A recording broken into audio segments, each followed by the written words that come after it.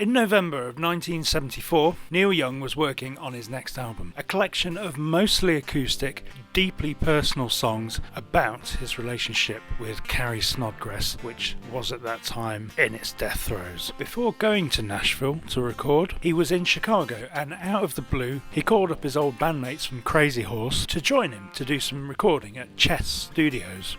Bassist Billy Talbot said yes, and also casually informed Young, to his surprise, that he wanted to bring along a guitar player. Billy and Crazy Horse drummer Ralph Molina had been playing with this new guitarist for a little while already. Talbot later said that he knew that this guy we could use. He was so open and free. That guitarist's name was Frank Poncho Sampedro. Billy had met Poncho sometime in either late 73 or early 74 at the house of an actress named Julie Fairchild, who you may remember as the Ajax Lady from Cheech and Chong's Up in Smoke. Poncho was talking about going to Mexico after getting busted, and he asked Billy to go with him, and the pair went to Mexico, despite Billy barely knowing him, and they had a great time jamming on the beach with a couple of acoustic guitars. Poncho grew up in Detroit, where he played guitar in a band called DC and the Coachmen. More like a gang than a band, according to him. For Poncho, rock and roll was always more than just music. And I'm going to quote Poncho here, but I can't quote him verbatim. See if you can spot which word I had to censor. Rock and roll. I thought that meant loot the village and are the women. For Poncho, in Detroit, music and petty crime seemed to go hand in hand, and after several run-ins with the police, he left for sunny California. I was just stealing, thugging and robbing and playing music. Poncho arrived in LA as a Detroit greaser, but soon became embroiled in the booming psychedelic scene, growing his hair long and opening up a head shop in the valley. The Motor City never quite left Poncho though, and his friends record he still had an edge about him that at times scared them, though sometimes it did prove useful. Such as the time when they were having a party and a bunch of guys came into their party waving guns around when everyone was just sat around on acid. Apparently Poncho took them aside, said a few choice words to them, and they left. "I am a hippie," he said, "but money, drugs and women got me everything. That's how the mob did it, and that's how I did it." In those early California years, there was one record his friends remember him jamming along to the most. Everybody knows this is Nowhere. Poncho used to play it over and over again and play along on guitar, his friend Danny Doyle said. And apparently, Poncho also said, "One day I'm going to play with those guys." At Chess Studios, Billy and Ralph arrived with Poncho, and Poncho made quite the impression, although he himself was oblivious to this, being, as he was, in his own words, drinking heavy, doing blow and smack. "That's how I was when I got to Chicago." He also says he got Ben Keith so high that he puked all over his hotel room. Meeting Neil Young in his hotel room for the first time, Young showed him how to play several new songs on the guitar, but it wasn't until the next day they were in the studio that Poncho realised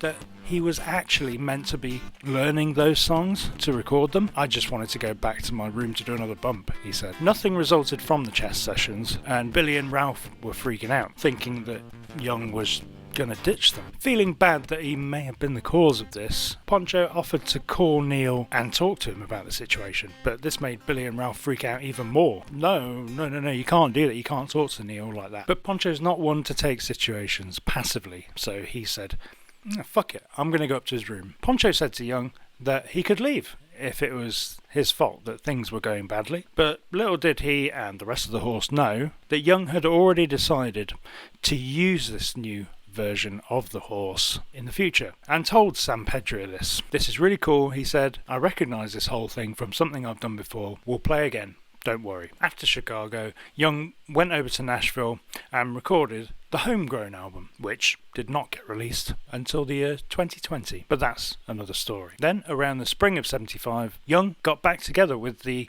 new lineup of Crazy Horse. Billy Talbot was living in a little cottage in the Echo Park area of Los Angeles. The house was in an empty field on its own, with just a dirt path leading up to it. It was here that Neil Young and Crazy Horse Mark II were born. One of the first songs they played was a new song called Born to Run. No, not the Springsteen song, which came out the same year. This one remained unreleased until the Archives series in recent years, and it's a great song and a very fitting way to kick off the resurrection of the horse. Young attempted several recordings and re-recordings of this song over the years, firstly for Zuma, then during the Freedom sessions, and then again during the Ragged Glory sessions. Once they realised this horse could run again, the band reconvened in Malibu, with Young moving into a house he'd bought on Sea Level Drive that had its own little private stretch of beach. Producer David Briggs came back into the picture and rented a 6-bedroom house directly across the street from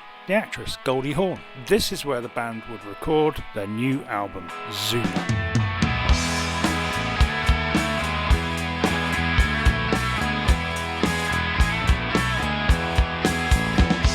If I could hold on to just one more long enough to know.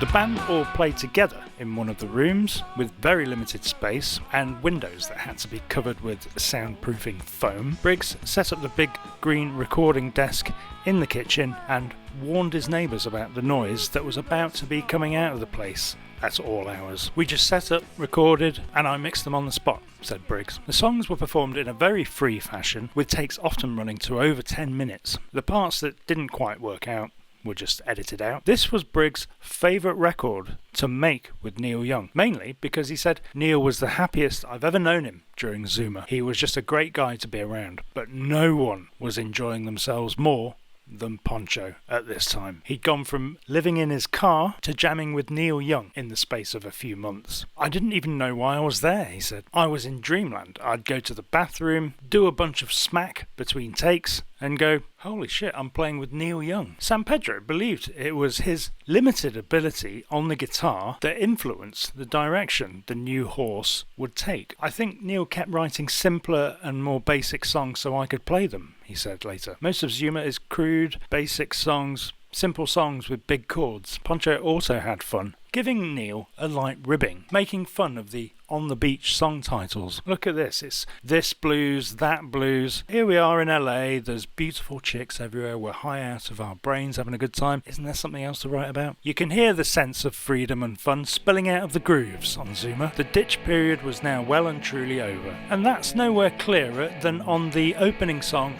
Don't Cry No Tears. Don't cry no tears around me.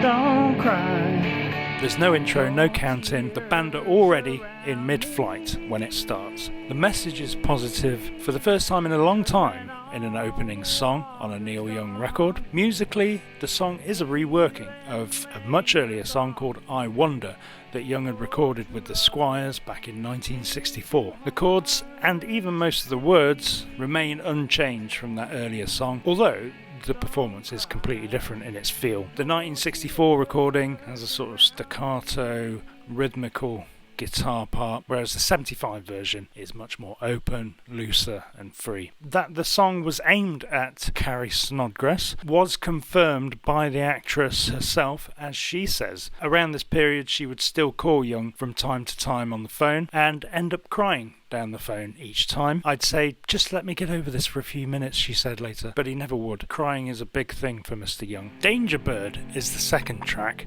and well, it's a masterpiece. From the first ring of feedback in the intro to the final second, when the song finally comes back down to earth, we're flying with the band every second. The first notes of Young's guitar are what Briggs called the windshield wiper guitar, Young scraping back and forth across the strings as he plays the riff. Here they seem to simulate the flapping of the bird's wings, in my mind anyway. This is one of Young's greatest guitar songs, which even drew praise from none other than the normally hippie despising Lou Reed, who said of the song's guitar solo, "It makes me cry. It's the best I have heard in my life. The guy is a spectacular guitarist. Those melodies are so marvellous, so calculated, constructed, note to note. He must have killed to get those notes. It puts my hairs on end." Lou Reed was 100% a feel guitar player just like Neil, so he gets it, man. And as a fan of both, it warms the cockles to know that Lou was digging him some Neil. Structure-wise, this song is basically a mashup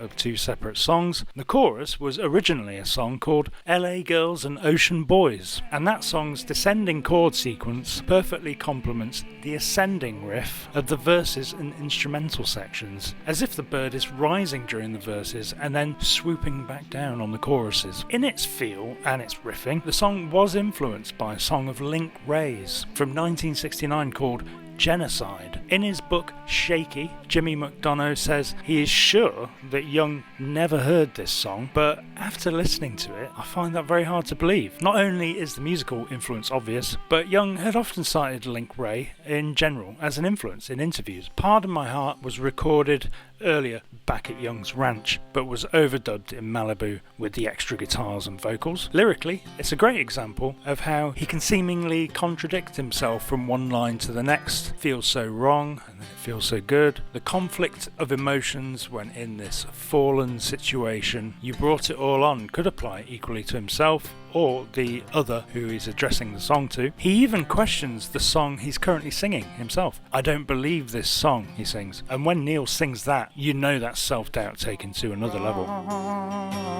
Brought it all on. No, no, I don't believe this song. You brought it all on.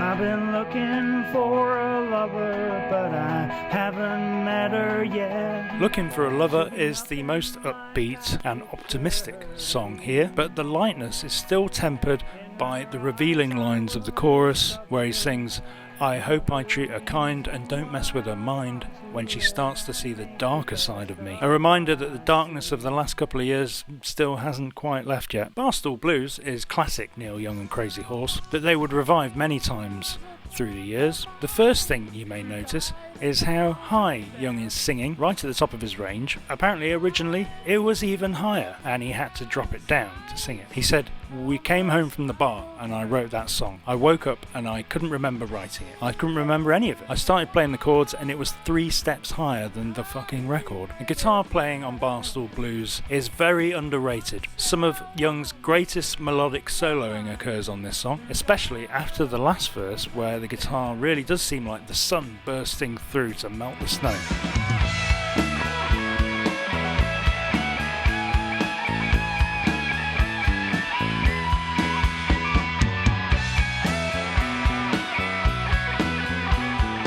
Stupid Girl opens side 2, and I love the dual lead vocals, one extremely low, one really high, and great la la la backing vocals from the band. Lyrically, it's clear that this is the flip side to Pardon My Heart. There's no room here for contemplating complicated and conflicting emotions. Drive Back is a simple and, well, driving rocker that rocked the hardest the Horse had ever done in their life up to this point. It's elevated by the brilliant addition of tinkling piano in the bridge and chorus and the superb guitar throughout, especially when Young really digs into those pinched harmonics, making that note squeal for its life. Drive Back, Young said later, was simply the sound of the Fender Deluxe amp turned all the way up. I wonder how David Briggs's neighbours in Malibu were enjoying the music by this point. Cortez the Killer was written, according to Young, when he was still in high school. He said on stage at a concert in 1996 that the inspiration came with feeling ill after eating 6 hamburgers. I felt terrible, he said.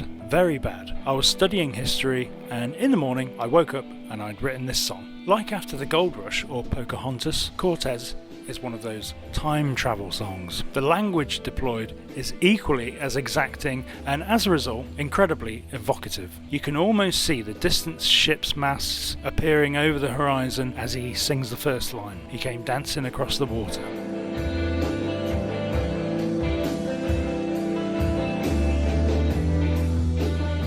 Both Montezuma and Cortez are mythologized in the song. You couldn't claim this song is 100% historically accurate. War was never known is way off the mark, of course. Cortez himself didn't kill as many as disease did, but the song is as much about the power of myth and mystery as about murder. Also, Young gives the song an added dimension at the end, when in the last verse he returns to the subject of lost love. I know she's living there, and she loves me to this day. And we get the sense that this is what the song is all about. Being conquered one day out of the blue and then being left to pick up the pieces. Still can't remember when or how I lost my way. Yearning for a lost time in the past when hate was just a legend. Musically, it is one of Young's simplest songs. Just the same 3 chords repeated throughout. But upon that basic structure, Young can build up with his hands, free to wander, in his words, to explore the lyric. It evokes visions of wide open spaces, vast expanses of ocean, megalithic stones and palaces of gold. And it's brilliant how he can write a song about history and mythology without coming off as pretentious, and with the same song have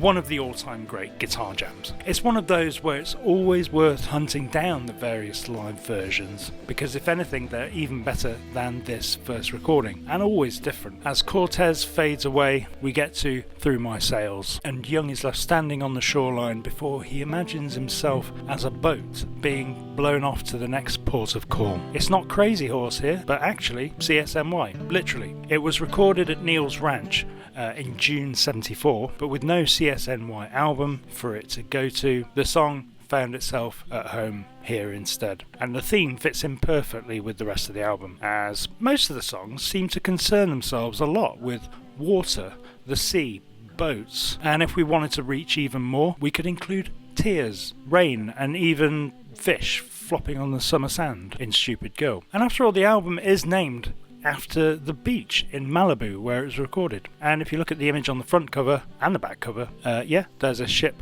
parked up at the beach that kind of looks like it belongs to Cortez. So he's gone from on the beach to another beach. If only he'd made another beach album after this, we could have had the Beach trilogy instead. Zuma was released in November 1975, only 4 months after Tonight's the Night, with what Young described as one of his favourite album covers. They thought I was nuts at Reprise, he said, but the cover was Young's response to the way everyone else was doing everything at the time. Too slick, too polished. To create the artwork, James Mazio, the artist, sat down with Young, and Young described some images he wanted to be represented on the cover. Birds flying women over the desert, pyramids and stuff, he said. Mazio quickly drew some very rough sketches, and then asked Young which sketch he wanted him to go away and work on to develop into a full-blown piece of art to use on the cover. However, Young simply pointed at one of them and said, "No, this is it, you've done it, it's perfect." And boom, all of a sudden, I had a check for $2,000, he said. I'm thinking, wow, finally art is